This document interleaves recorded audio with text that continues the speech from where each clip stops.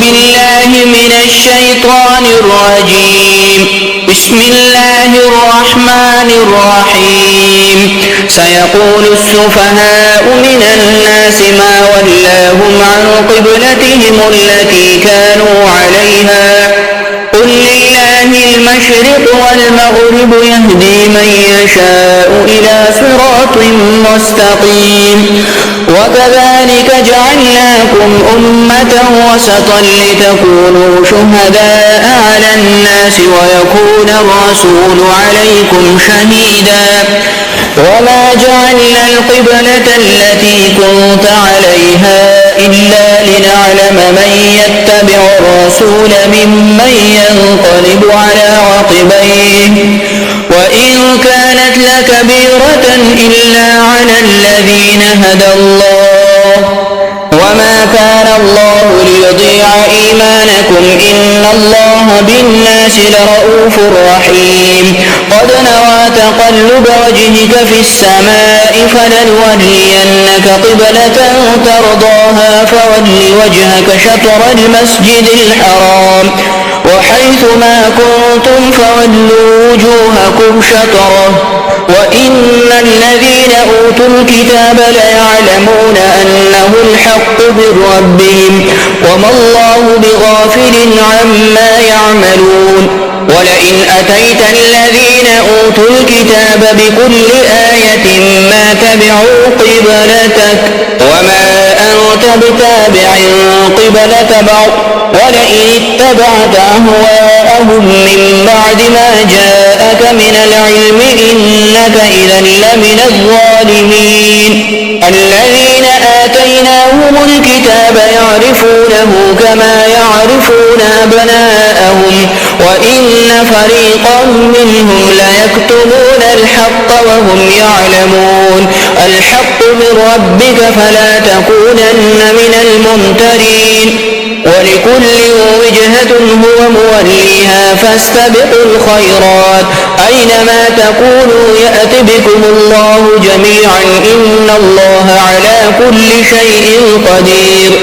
ومن حيث خرجت فول وجهك شطر المسجد الحرام وحيث ما كنتم فولوا وجوهكم شطره لئلا يكون للناس عليكم حجة إلا الذين ظلموا منهم فلا تخشوهم واخشوني ولأتم نعمتي عليكم ولعلكم تهتدون. كما أرسلنا فيكم رسولا منكم يتلو عليكم آياتنا ويزكيكم ويعلمكم الكتاب والحكمة ويعلمكم ما لم تكونوا تعلمون. فاذكروني أذكركم واشكروا لي ولا تكفرون. يا أيها الذين آمنوا استعينوا بالصبر والصلاة إن الله مع الصابرين. ولا تقولوا لمن يقتل في سبيل الله أموات بل أحياء ولكن لا تشعرون. ولنبلونكم بشيء من الخوف والجوع ونقص من الأموال والأنفس والثمرات وبشر الصابرين الذين إذا أصابتهم مصيبة قالوا إنا لله وإنا إليه راجعون. أولئك عليهم صلوات من ربهم ورحمة وأولئك هم المهتدون. إن الصفا والمروة من شعائر الله فمن حج البيت أو اعتمر فلا جناح عليه أن يطوف بهما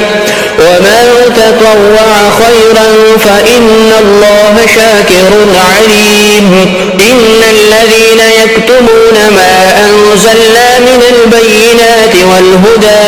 من بعد ما بيناه للناس في الكتاب أولئك يلعنهم الله ويلعنهم اللاعنون. إلا الذين تابوا وأصلحوا وبينوا فأولئك أتوب عليهم وأنا التواب الرحيم. إن الذين الذين كفروا وماتوا وهم كفار أولئك عليهم لعنة الله والملائكة والناس أجمعين خالدين فيها لا يخفف عنهم العذاب ولا هم ينظرون وإلهكم إله واحد لا إله إلا هو الرحمن الرحيم إن في خلق السماوات والأرض واختلاف الليل والنهار والفلك التي تجري في البحر بما ينفع الناس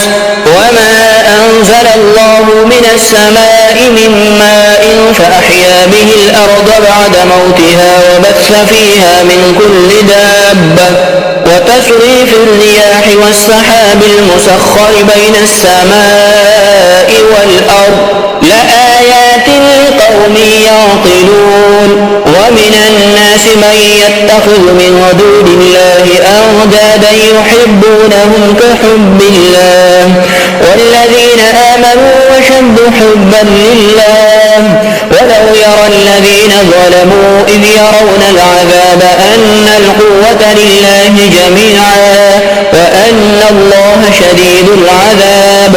إذ تبرأ الذين اتبعوا من الذين اتبعوا ورأوا العذاب وتقطعت بهم الأسباب وقال الذين اتبعوا لو أن لنا كرة فنتبرأ منهم كما تبرأوا منا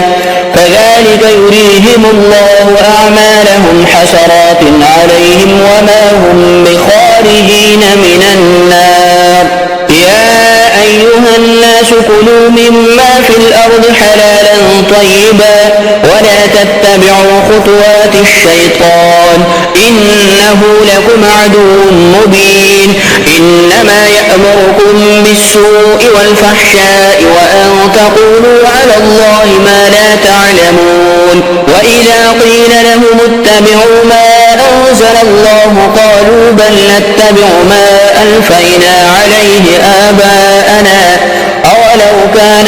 آباؤهم لا يعقلون شيئا ولا يهتدون ومثل الذين كفروا كمثل الذي ينعق بما لا يسمع إلا دعاء ونداء صم بكم عمي فهم لا يعقلون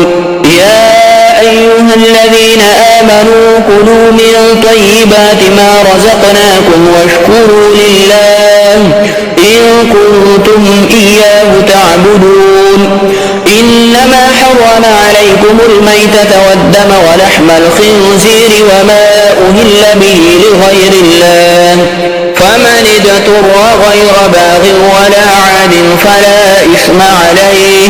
إن الله غفور رحيم إن الذين يكتمون ما أنزل الله من الكتاب ويشترون به ثمنا قليلا أولئك ما يأكلون في بطونهم إلا النار ولا يكلمهم الله يوم القيامة ولا يزكيهم ولهم عذاب أليم أولئك الذين اشتروا الضلالة بالهدى والعذاب بالمغفرة فما أصبرهم على النار ذلك بأن الله نزل الكتاب بالحق وإن الذين اختلفوا في الكتاب لفي شقاق بعيد ليس البر أن تولوا وجوهكم قبل المشرق والمغرب ولكن البر من آمن بالله واليوم الآخر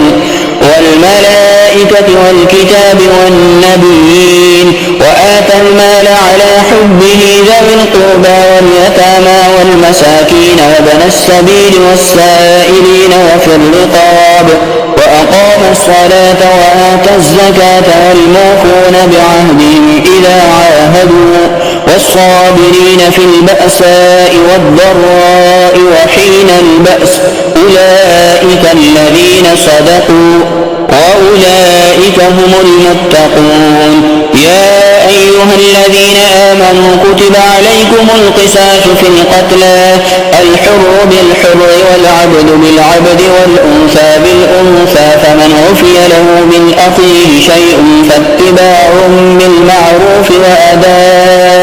وأداء إليه بإحسان ذلك تخفيف من ربكم ورحمة فمن اعتدى بعد ذلك فله عذاب أليم ولكم في القصاص حياة يا أولي الألباب لعلكم تتقون كتب عليكم إذا حضر أحدكم الموت إن ترك خيرا الوصية للوالدين والأقربين بالمعروف حقا على المتقين فمن بدله بعدما سمعه فإنما إثمه على الذين يبدلونه إن الله سميع عليم فمن خاف من موص جنفا أو إثما فأصلح بينهم فلا إثم عليه إن الله غفور رحيم يا أيها الذين آمنوا كتب عليكم الصيام كما كتب على الذين من قبلكم لعلكم تتقون أياما معدودات فمن كان منكم مريضا أو على سفر فعدة من أيام أخر وعلى الذين يطيقونه فدية طعام مسكين فمن تطوع خيرا فهو خير له وأن تصوموا خير لكم إن كنتم تعلمون شهر رمضان الذي أنزل فيه القرآن هدى للناس وبينات من الهدى والفرقان فمن شهد منكم الشهر فليصمه ومن كان مريضا أو على سفر فعدة من أيام أخر يريد الله بكم اليسر ولا يريد بكم العسر ولتكملوا العدة ولتكبروا الله على ما هداكم ولعلكم تشكرون وإذا سألك عبادي عني فإني قريب أجيب دعوة الداع إذا دعاني فليستجيبوا لي وليؤمنوا بي لعلهم يرشدون أحل لكم ليلة الصيام الرفث إلى نسائكم هن لباس لكم وأنتم لباس لهن علم الله أنكم كنتم تختانون أنفسكم فتاب عليكم وعفى عنكم فالآن باشروهن وابتغوا ما كتب الله لكم وكلوا واشربوا حتى يتبين لكم الخيط الأبيض من الخيط الأسود من الفجر ثم أتموا الصيام إلى الليل ولا تباشروهن وأنتم عاكفون في المساجد تلك حدود الله فلا تقربوها كذلك يبين الله آياته للناس لعلهم يتقون ولا تأكلوا أموالكم بينكم بالباطل وتدلوا بها إلى الحكام لتأكلوا فريقا من أموال الناس بالإثم وأنتم تعلمون يسألونك عن الأهلة قل هي مواقيت للناس والحج وليس البر بأن تأتوا البيوت من ظهورها ولكن البر من اتقى وأتوا البيوت من أبوابها واتقوا الله لعلكم تفلحون وقاتلوا في سبيل الله الذين يقاتلونكم ولا تعتدوا إن الله لا يحب المعتدين واقتلوهم حيث ثقفتموهم وأخرجوهم من حيث أخرجوكم والفتنة أشد من القتل ولا تقاتلوهم عند المسجد الحرام حتى يقاتلوكم فيه فإن قاتلوكم فاقتلوهم كذلك جزاء الكافرين فإن انتهوا فإن الله غفور رحيم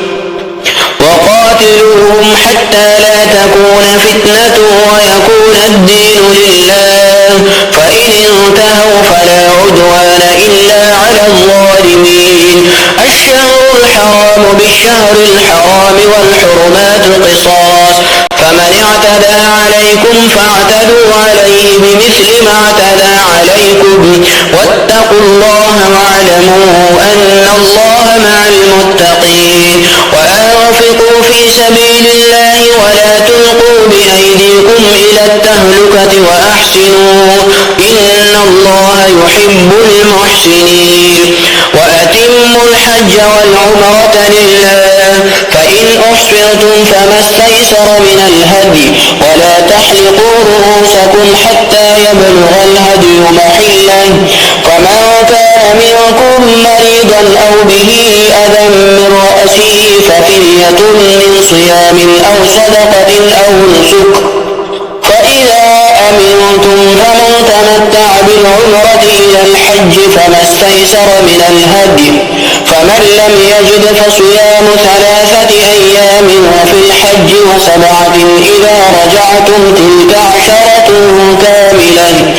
ذلك لمن لم يكن أهله حاضر المسجد الحرام واتقوا الله واعلموا أن الله شديد العقاب. الحج أشهر معلومات فمن فرض فيهن الحج فلا رفث ولا فسوق ولا جدال في الحج وما تفعلوا من خير يعلمه الله وتزودوا فإن خير الزاد التقوى واتقون يا أولي الألباب. ليس عليكم جناح أن تبتغوا فضلا من ربكم فإذا أفضتم من عرفات فاذكروا الله عند المشعر الحرام واذكروه كما هداكم وإن كنتم من قبله لمن الضالين. ثم أفيضوا من حيث أفاض الناس واستغفروا الله إن الله غفور رحيم. فإذا قضيتم مناسككم فاذكروا الله كذكركم آباءكم أو أشد ذكرا فمن الناس من يقول ربنا آتنا في الدنيا وما له في الآخرة من خلاق ومنهم من يقول ربنا آتنا في الدنيا حسنة وفي الآخرة حسنة وقنا عذاب النار أولئك لهم نصيب مما كسبوا والله سريع الحساب. واذكروا الله في أيام معدودات فمن تعجل في يومين فلا إثم عليه ومن تأخر فلا إثم عليه لمن اتقى واتقوا الله واعلموا أنكم إليه تحشرون. ومن الناس من يعجبك قوله في الحياة الدنيا ويشهد الله على ما في قلبه وهو ألد الخصام وإذا تولى سعى في الأرض ليفسد فيها ويهلك الحرث والنسل والله لا يحب الفساد. وإذا قيل له اتق الله أخذته العزة بالإثم فحسبه جهنم ولبئس المهاد. ومن الناس من يشري نفسه ابتغاء مرضات الله والله رؤوف بالعباد. يا أيها الذين آمنوا ادخلوا في السلم كافة ولا تتبعوا خطوات الشيطان إنه لكم عدو مبين. فإن زللتم من بعد ما جاءتكم البينات فاعلموا أن الله عزيز حكيم. هل ينظرون إلا أن يأتيهم الله في ظلل من الغمام والملائكة وقضي الأمر وإلى الله ترجع الأمور. سل بني إسرائيل كم آتيناهم من آية بينة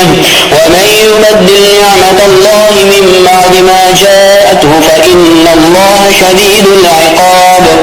زين للذين كفروا الحياة الدنيا ويسخرون من الذين آمنوا والذين اتقوا فوقهم يوم القيامة والله يرزق من يشاء بغير حساب. كان الناس أمة واحدة فبعث الله النبيين مبشرين ومنذرين وأنزل معهم الكتاب بالحق ليحكم بين الناس فيما اختلفوا فيه وما اختلف فيه إلا الذين أوتوه من بعد ما جاءتهم البينات بغيا بينهم، فهدى الله الذين آمنوا لما اختلفوا فيه من الحق بإذنه، والله يهدي من يشاء إلى صراط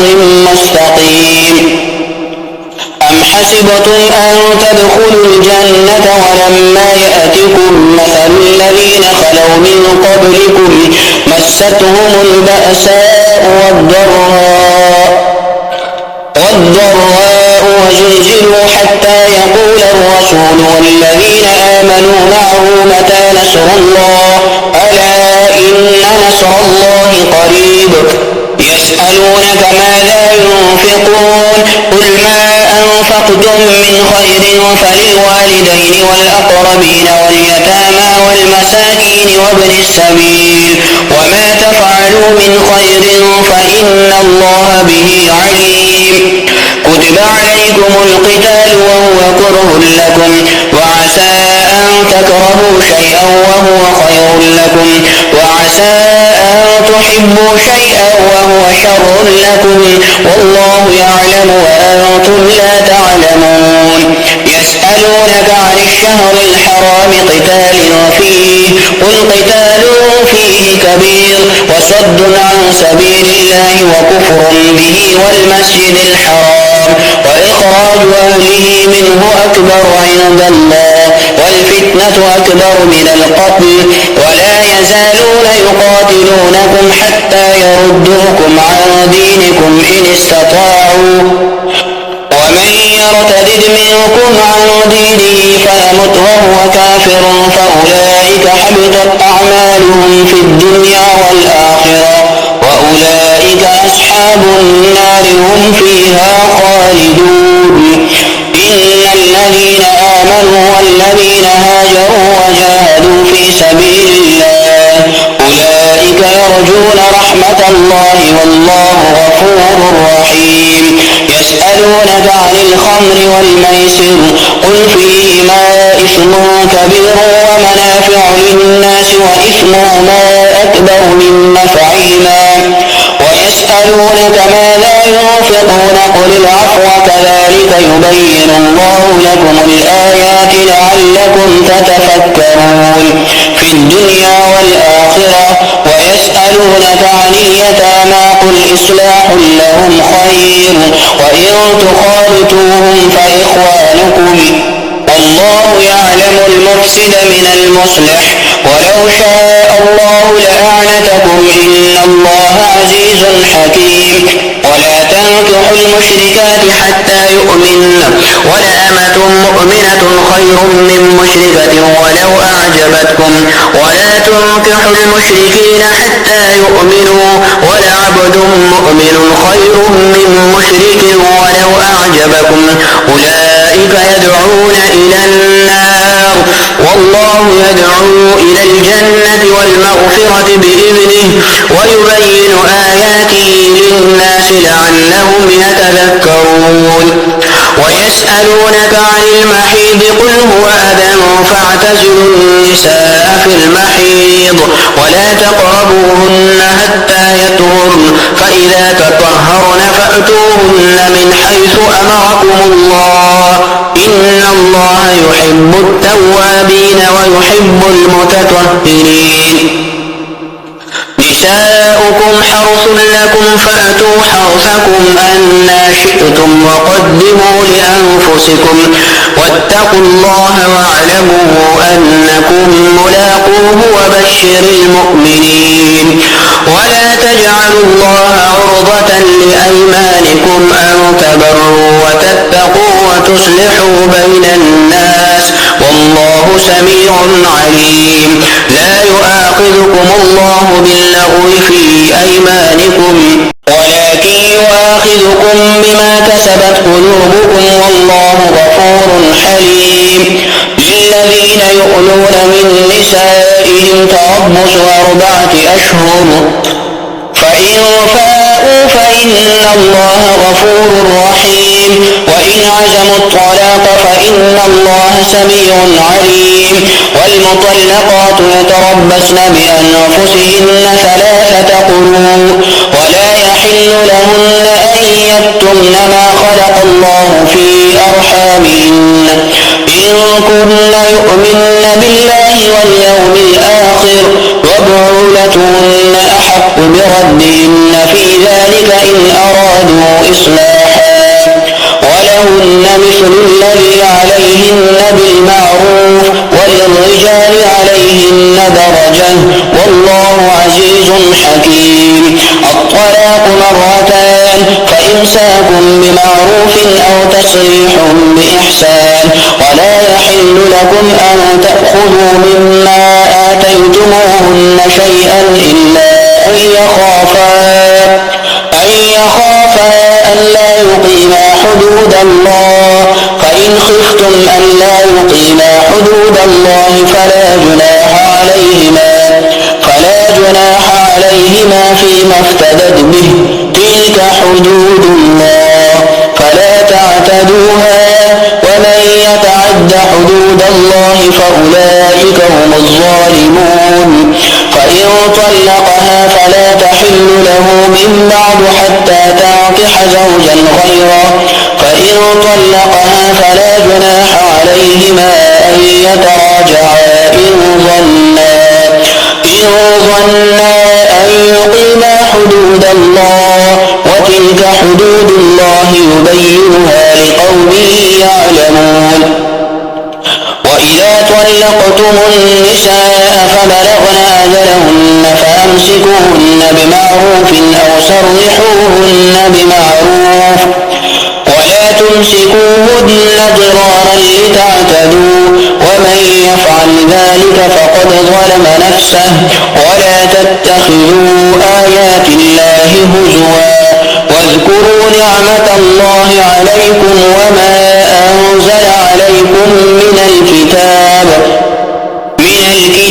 والحكمة يعظكم به واتقوا الله واعلموا أن الله بكل شيء عليم.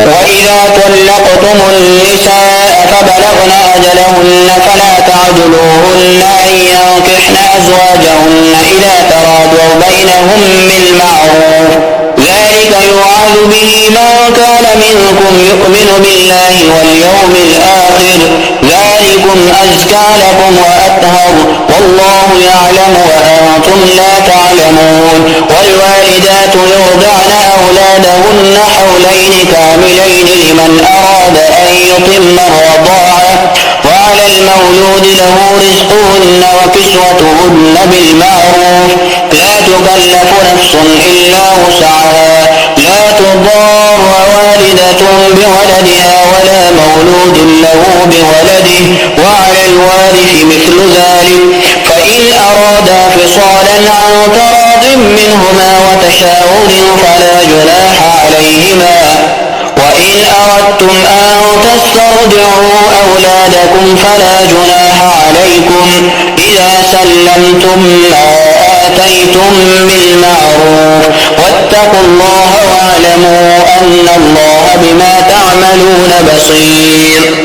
والذين يتوفون منكم ويذرون أزواجا يتربصن بأنفسهن 4 أشهر وعشرا فإذا بلغن أجلهن فلا جناح عليكم فيما فعلن في أنفسهن بالمعروف والله بما تعملون خبير. ولا جناح عليكم فيما عرضتم به من خطبة النساء أو أكننتم في أنفسكم علم الله أنكم ستذكرونهن ولكن لا تواعدوهن سرا إلا أن تقولوا قولا معروفا ولا تعزموا عقدة النكاح حتى يبلغ الكتاب أجله واعلموا أن الله يعلم ما في أنفسكم فاحذروه واعلموا أن الله غفور حليم. لا جناح عليكم إن طلقتم النساء ما لم تمسوهن أو تفرضوا لهن فريضة ومتعوهن على الموسع قدره وعلى المقتر قدره متاعا بالمعروف حقا على المحسنين. وإن طلقتموهن من قبل أن تمسوهن وقد فرضتم لهن فريضة فنصف ما فرضتم إلا أن يعفون أو يعفو الذي بيده عقدة النكاح وأن تعفوا أقرب للتقوى ولا تنسوا الفضل بينكم إن الله بما تعملون بصير حافظوا على الصلوات والصلاة الوسطى وقوموا لله قانتين فإن خفتم فرجالا أو ركبانا فإذا أمنتم فاذكروا الله كما علمكم ما لم تكونوا تعلمون والذين يتوفون منكم ويذرون أزواجا وصية لأزواجهم متاعا إلى الحول غير إخراج فإن خرجن فلا جناح عليكم فيما فعلن في أنفسهن من معروف والله عزيز حكيم وللمطلقات متاع بالمعروف حقا على المتقين كذلك يبين الله لكم آياته لعلكم تعقلون ألم تر إلى الذين خرجوا من ديارهم وهم ألوف حذر الموت فقال لهم الله موتوا ثم أحياهم إن الله لذو فضل على الناس ولكن أكثر الناس لا يشكرون وقاتلوا في سبيل الله واعلموا أن الله سميع عليم من ذا الذي يقرض الله قرضا حسنا فيضاعفه له أضعافا كثيرة والله يقبض ويبسط وإليه ترجعون ألم تر إلى الملأ من بني إسرائيل من بعد موسى إذ قالوا لنبي لهم ابعث لنا ملكا نقاتل في سبيل الله قال هل عسيتم إن كتب عليكم القتال ألا تقاتلوا قالوا وما لنا ألا نقاتل في سبيل الله وقد أخرجنا من ديارنا وأبنائنا فلما كتب عليهم القتال تولوا إلا قليلا منهم والله عليم بالظالمين وقال لهم نبيهم إن الله قد بعث لكم طالوت ملكا قالوا أنى يكون له الملك علينا ونحن أحق بالملك منه ولم يؤت سعة من المال قال إن الله اصطفاه عليكم وزاده بسطة في العلم والجسم والله يؤتي ملكه من يشاء والله واسع عليم وقال لهم نبيهم إن آية ملكه أن يأتيكم التابوت فيه سكينة من ربكم وبقية مما ترك آل موسى وآل هارون تحمله الملائكة إن في ذلك لآية لكم إن كنتم مؤمنين فلما فصل طالوت بالجنود قال إن الله مبتليكم بنهر فمن شرب منه فليس مني ومن لم يطعمه فإنه مني إلا من اغترف غرفة بيده فشربوا منه إلا قليلا منهم فلما جاوزه هو والذين آمنوا معه قالوا لا طاقة لنا اليوم بجالوت وجنوده قال الذين يظنون أنهم ملاقو الله كم من فئة قليلة غلبت فئة كثيرة بإذن الله والله مع الصابرين ولما برزوا لجالوت وجنوده قالوا ربنا أفرغ علينا صبرا وثبت أقدامنا وانصرنا على القوم الكافرين فهزموهم بإذن الله وقتل داود جالوت وآتاه الله الملك والحكمة وعلمه مما يشاء ولولا دفع الله الناس بعضهم ببعض لفسدت الأرض ولكن الله ذو فضل على العالمين تلك آيات الله نتلوها عليك بالحق وإنك لمن المرسلين